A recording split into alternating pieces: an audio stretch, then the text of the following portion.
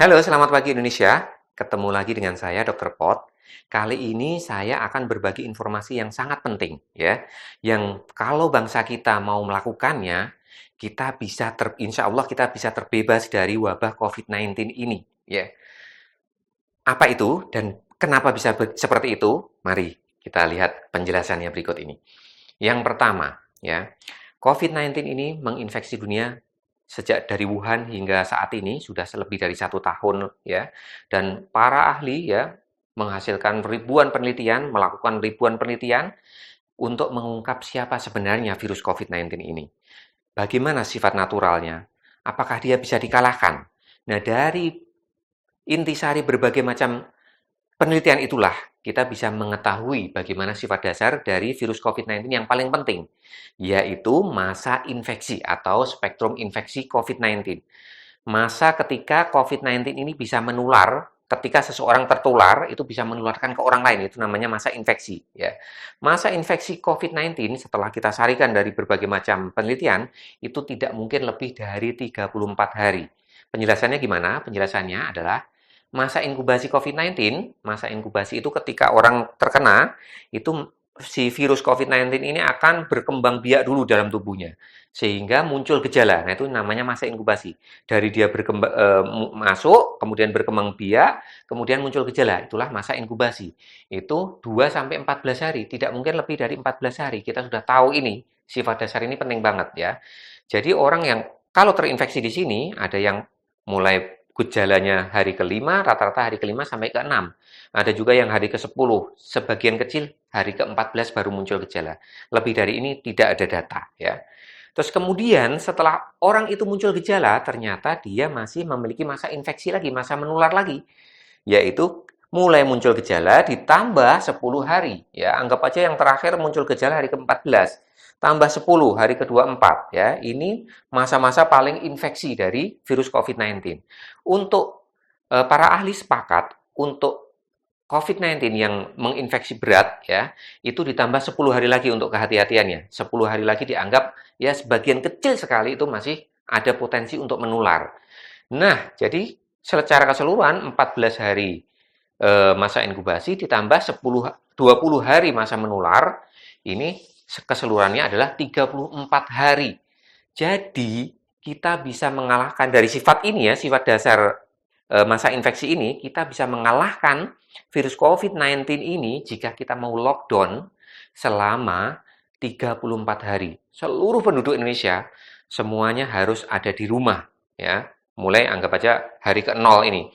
Loh, tapi kan ada yang terinfeksi. Ada, ya. Mungkin ada 1 juta orang terinfeksi pada hari ke-0 ini. Kemudian dalam 14 hari ini, sebagian muncul gejala, sebagian tidak. Ada yang 5 sampai 6 hari muncul gejala, ada yang 10, ada maksimal 14 hari kemudian muncul gejala.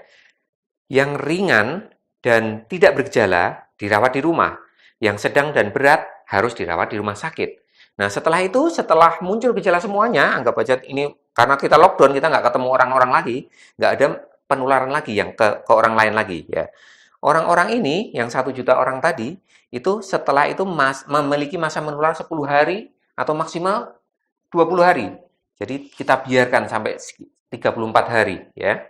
Kita lockdown terus, yang dirawat di rumah sakit ya di rumah sakit saja ya, yang di rumah saja. Selama 34 hari. Hari ke-35 kita semua rakyat Indonesia sudah bebas dari wabah COVID-19. Karena apa? Virusnya sudah tidak ada lagi yang menular ya. Orang-orang yang tertular ini ya, 1 juta orang yang terakhir yang tertular ini, virusnya sudah masuk di dalam tubuhnya dan dihancurkan oleh antibodi masing-masing ya. Sebagian sudah ditangkapin semua, sebagian sudah dihancurkan jadi remah-remah virus. Jadi tidak menular lagi. Hari ke-35 seluruh bangsa Indonesia akan bebas dari COVID-19. Lalu pertanyaan berikutnya, loh, tapi kan besar sekali biayanya dong kalau kita lockdown.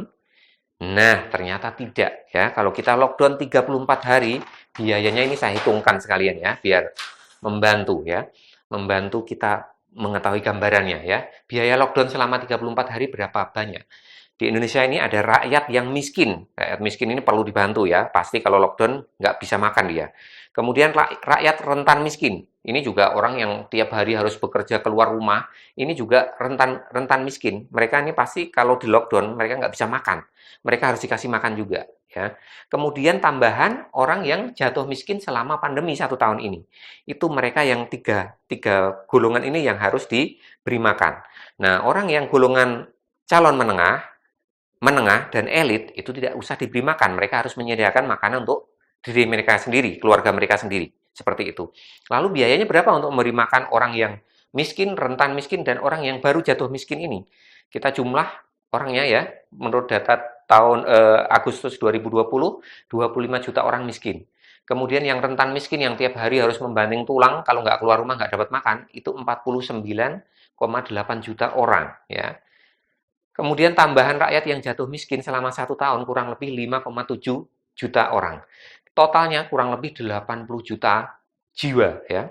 80 juta jiwa ini yang harus diberi makan oleh rakyat oleh pemerintah Indonesia ya. Lalu berapa diberi makannya? Nah, ini gizi minimal per orang per bulan itu dihitung dari BPS itu menghasilkan angka 425.000 ya. Minimal pemerintah memberi makan 80 juta rakyat miskin dan rentan miskin ini 425.000 per orang ya selama kita lockdown. Anggap aja 500.000 lah ya biar selama lockdown benar-benar kenyang ya. 500.000 kali 80 juta itu hanya memerlukan 40 triliun rupiah ya. 40 triliun rupiah kita sudah bebas dari COVID ya.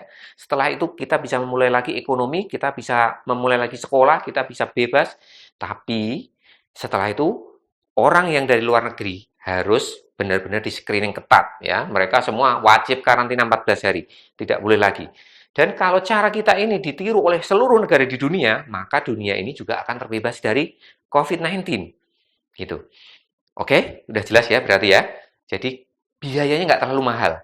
Kita hanya memerlukan 2 macam ya. Yang pertama waktu, 34 hari lockdown. Yang kedua adalah uang, 40 triliun rupiah ya. Anggap aja lebih banyak lagi nggak masalah ya, 50 triliun juga nggak masalah. Toh sekarang ini kita sudah pemerintah sudah menggelontorkan hampir 1.000 triliun dan kita masih seperti ini aja. Keadaan COVID-19 masih parah ya. Nah, kalau kita sebarkan video ini ke semua orang agar pemerintah mendengar ya, agar DPR mendengar akhirnya bisa melaksanakan saran yang simple, sederhana untuk mengalahkan virus atau wabah COVID-19 ini dari bumi Indonesia, nyah, nyah, nyah, nyah, dan kita bisa kembali menjadi bangsa yang membangun lagi. Oke? Semoga bermanfaat. Assalamualaikum warahmatullahi wabarakatuh.